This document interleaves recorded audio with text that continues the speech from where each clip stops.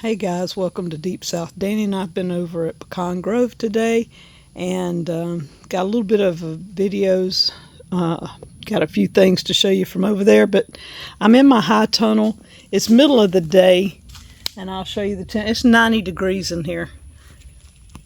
These were watered last night, so they need watering today, but look at them and look at these. Isn't that beautiful? Just to have that when you walk in the door. Now there's not a lot planted in here still. I do have a few of Danny's multiplying onions here scattered. This is that crazy pepper. You can see there's peppers in here. Look.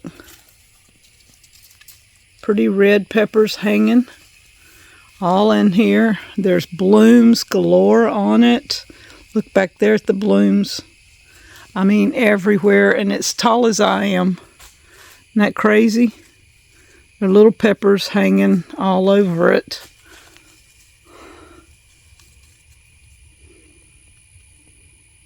Isn't that crazy? Now, here, I planted a bunch of Danny's multiplying onions, and they're growing really good in here. And on this side, more of my little flowers. The aloes have been hanging in all summer, and the peppercorns and the lantana has hung in here. Cynthia was here about 2 weeks ago, and I gave her, we cut all the mint back, and I want you to look, it's coming out full force and looking good. The ginger in the background will be ready to harvest soon. The ginger and the turmeric here did really good throughout the summer, even in the high heat. You can see it's falling over, so I do need to try and dig some of that before long. The lavender did really good in here. But overall, it's empty. We're fixing to start amending the soil and getting it ready. End of September, we'll be planting in here again. The strawberries have hung in there. They're not doing the best in the world, but they're hanging in there in Danny's high tunnel. My sweet potatoes still look good here. We'll dig these in about maybe a couple more weeks. I don't know. I thought by now they'd be about ready to harvest, but they're still looking good, so we're not harvesting sweet potatoes yet. We are still getting jalapenos. These are the Fuju jalapenos. And I'm still getting these off of this 2-year-old plant. And there's still quite a few more coming on. I harvested, 3 or 4 days ago. But you can see there's several in there about ready to come off. So this plant has really given us quite a few jalapenos off of it. And a lot of Danny's high tunnel is not planted either. Some of these, like I have the Malabar, Danny's original grapevine, took a beating with the heat, but it's starting to come out. The new grapevines here, the heat got to a bunch of those, but they're coming back out. Another Malabar there, some more sweet potatoes. The horseradish is hanging in there. I think it'll come out better later. The banana trees did awesome. We've got a pineapple over there. The asparagus. Look at this. I saw a berry or two on it, but it's really late in the season for it to be putting on berries. But it's just going crazy. This is the Freedom Blackberries. And these came up from volunteer roots. So Danny's greenhouse is turning into a jungle. The pineapple and the bananas are loving it. You can see how pretty they're doing. No bananas or pineapple on this one yet. Minnie asked about the sugar cane. What's it doing? And yeah, it got a little bit of damage from the heat, but it's way taller than I am. It's probably 10 feet tall, maybe. So we've got some good stalks in there. And it's not even time to harvest yet. But Isn't that gorgeous? And it is the middle of the day, and these onions do need watering. But look, I have been babying Danny's old-fashioned onions. And you have to overlook the grass out there because we have not mowed yet.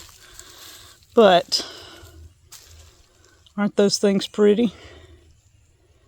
I'm just really excited to save these multiplying onions and not lose them. Here's one of our persimmon trees. It's just a wild persimmon, and it's just loaded with persimmons. We have one over by the barn, and as you can see, they are all starting to turn. The one at the barn is just loaded to the hilt like this one, and there's several on the property here at Deep South that are like this.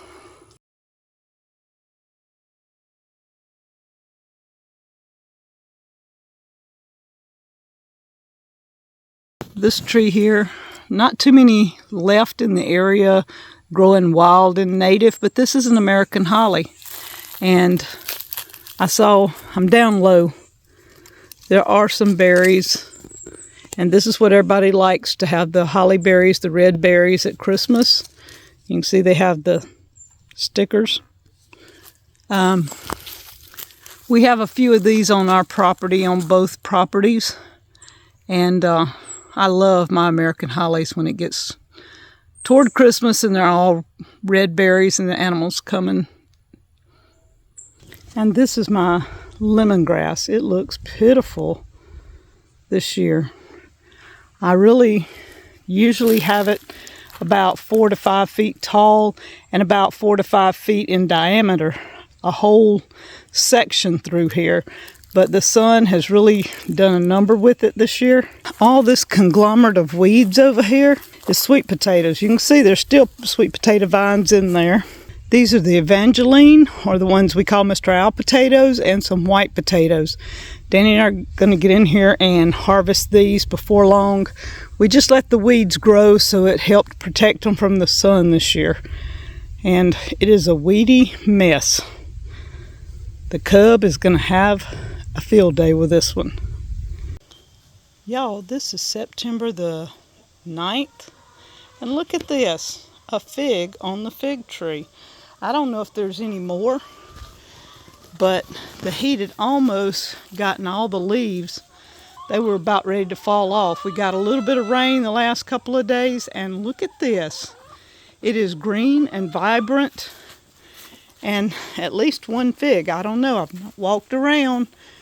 But, y'all, another one, look. Baby figs coming on this tree in September. Isn't that weird? I'm excited. I know they won't make, but the tree is coming back to life after all this heat. And this is awesome. Baby figs in September. Okay, this is our loquats and our scuppernong vine, and yes, the yard does need mowing big time. And here is our muscadine vine, and the chickens out running around getting a little bit of bugs. Look at the volunteer plant that came up in the turkey pen. I mean, isn't this amazing? We got rid of the turkeys, and this is what came up.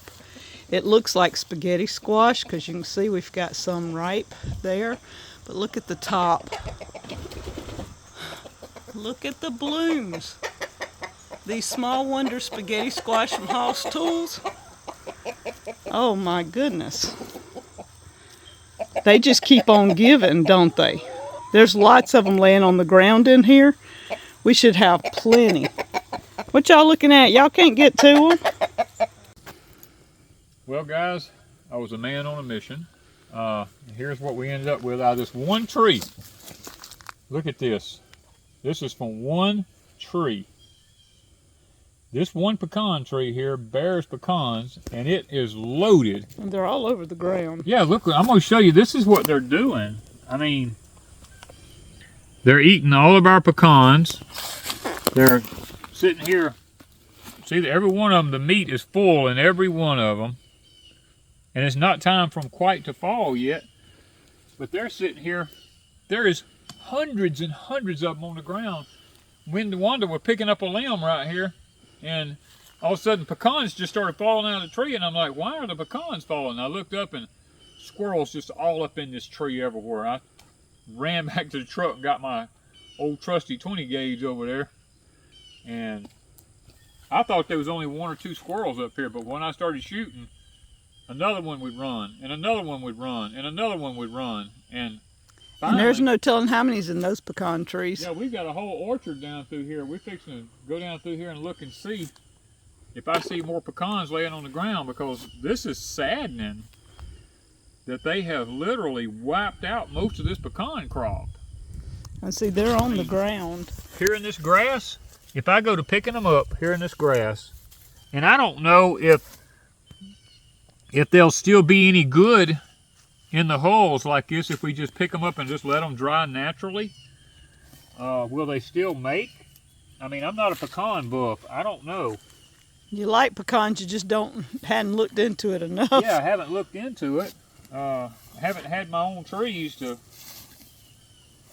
know. Ms. D, who brought me pecans, she might know. We'll have to ask her. I mean, every one of them, the meat is perfect in them. Well, there is almost a bucket full, and we ain't even touched the surface of these things. Man, it makes me sick to see how many hundreds of them on the ground have been eat. And I did not know they were here, but I do now. And we can't cook these. People are going to ask. No, you can't cook them. They're full of wolves. And what is wolves? It's we haven't had a frost or a freeze yet or anything like that. But see their backs back there?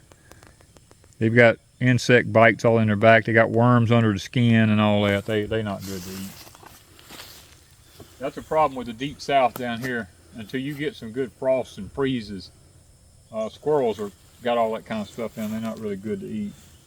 I hope they'll open up in their hole. We're going to gather a few of them up and just let them lay and dry and see. Now the hull may not turn away from them like it should, but the ones that we've seen that have been eaten, the meat is completely full within them. So I'm hoping it's close enough to a time for them to fall that the meat is okay and that it won't shrivel up to nothing inside them.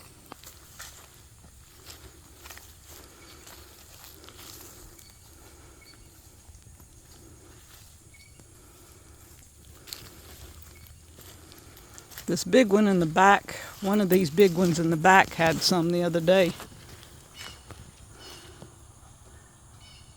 Unless the squirrels have done cleaning these up.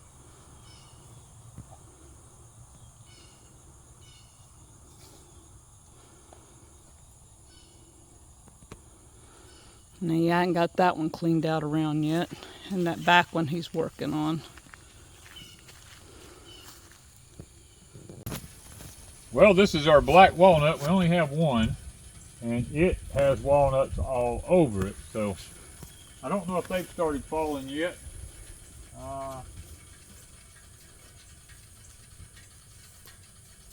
Doesn't seem to be. Yeah, here's one. They're hanging like little Christmas lights. Here's another one.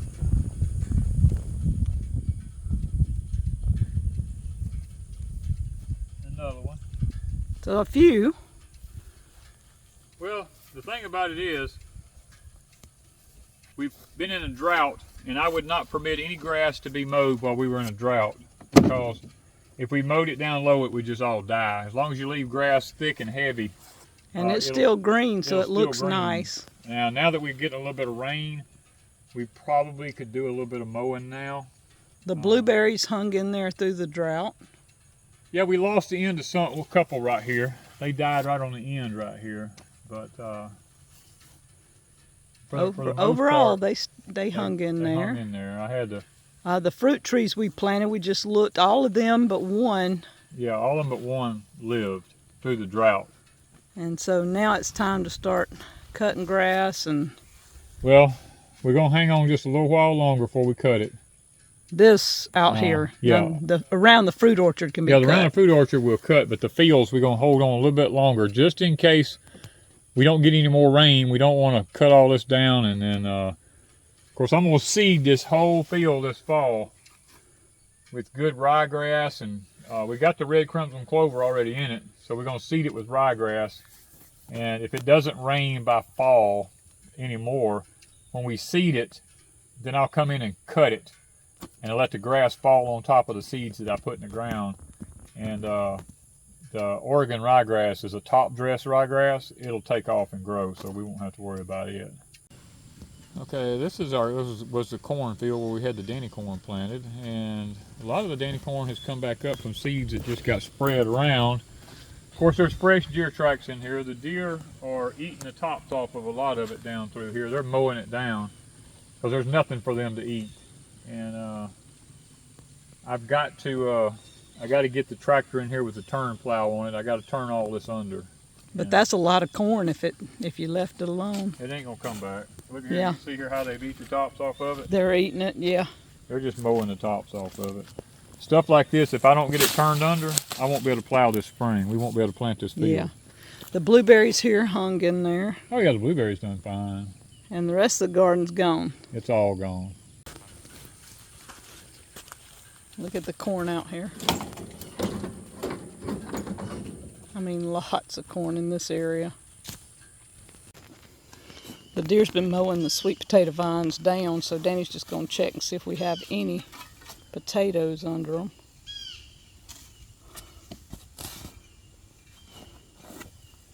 Now they're purple, so you got to be paying attention to the dirt too. They're going to look like dirt. No, they'll be a lot different. I see them one already.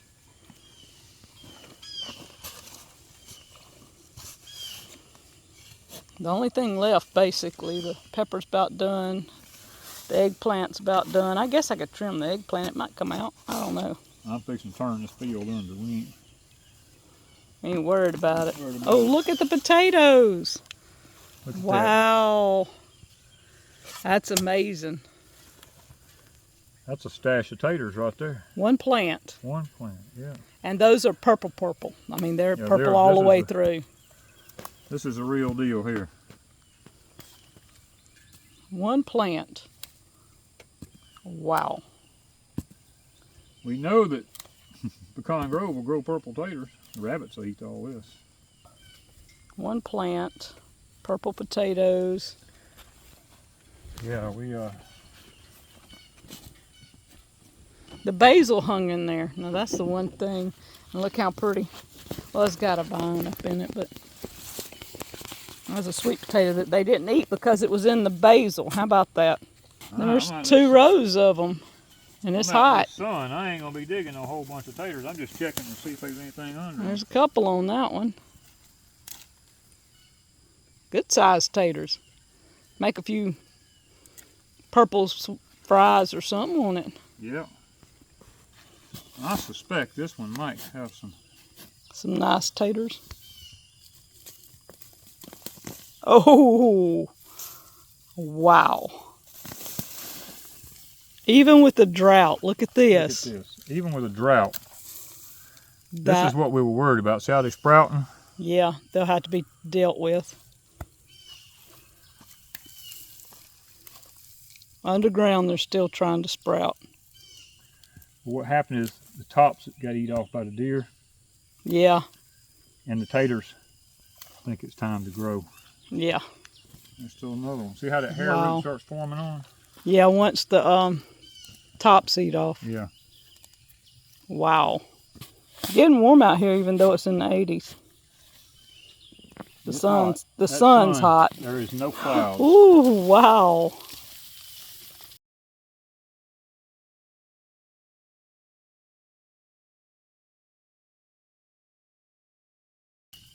That is nice.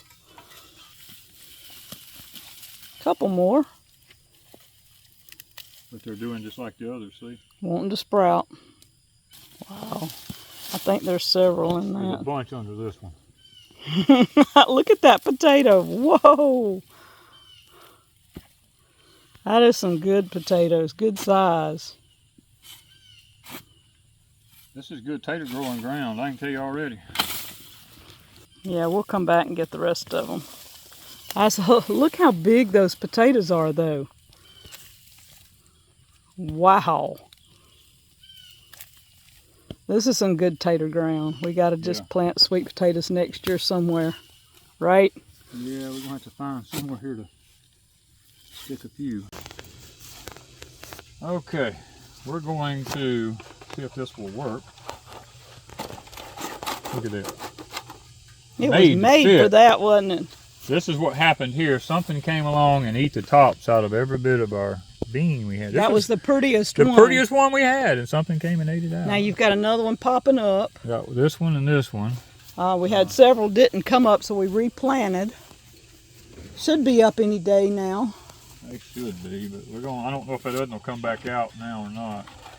Hopefully this will deter them blowing in the wind. But we're going to get some more of that and put around them to kind of help too, in case it's bugs. Look at the lemon tree. Lemon tree is doing good. One of them had a tinge of yellow starting to turn on it, right? One of them, I thought, it's getting a little bit of a yellow. Maybe. Yep, a little bit. Got a hint, but there's quite a few on there. On that one, they're doing really, really good. We've learned that growing citrus trees in pots, that's really the way to go. You can control it. The wintertime, you can bring them in, put them in a barn. Spring, take them right back out. You can maintain them in the barn. You can water them. I mean, they don't get a lot of sunlight. They don't get a lot of sunlight, and a lot of times they bloom in the barn. Yeah, you had what was it, kumquat bloomed in the barn. Yeah, they all bloomed last winter in the barn. Our giant oak and giant pecan. Here, Danny's checking to see if. Yep, there's pecans all over the ground here. So they're eating them. I don't know if they eat them or if they just fell off early. Oh, they're not eating into. Yeah, the ends has been eaten out of them. Yep. So you probably have squirrels up there if you got to looking. That is one huge tree, both of them, the oak and the pecan. We got to push all this stuff out from under here. And this is the old fence line here, so this was in the middle of the property. But look how beautiful. That is one huge tree. The little cedar tree coming up underneath there in here, I would like to save that cedar tree. We need a ribbon. And that way when I'm pushing, maybe I can't guarantee that I won't knock it down, but you can try. At least I'll see it if I got a ribbon on it. Well guys, since we got the 2 3/8 inch of rain, the grass is starting to come back. It's looking green now. We never cut it all summer. I would not allow it to be cut because I wanted it to grow up into seed, and then when the drought hit, I definitely didn't want it cut. I left it thick so the roots would not die out on the ground. And now it's coming back. This is future hay fields, cattle fields, and stuff like that, not only on this side, but also on this side over here, because we have pecan trees and pine trees and cedar trees, good shade area for them. And the cow's fence is right over yonder, so we tie into it and come this way. About 200 yards across there to that fence, yeah. So hopefully in the future, we can have all of this for hay fields and for the cows and different things like that in the future. And there's a huge pecan tree there in the background that's on the side of our property, right on the main fence. He's checking it. Well, I hope to eventually clean out around this pecan tree, guys. This one is really, really big. It is an old pecan tree. It is, man, that thing is, I don't even know how old that tree is. It's really old. Yeah, and the one fence went here, but our fence actually goes, there's a stake. It's right over here. Right over yonder you see a ribbon tied over yonder. There's an old fence here that the old original owners had right here. It wasn't on the line. It wasn't on the line right here. It's still in here.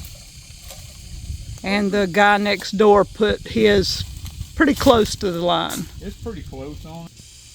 Well, here is another old pecan tree we found that has died. The woods just took it over and strangled it out.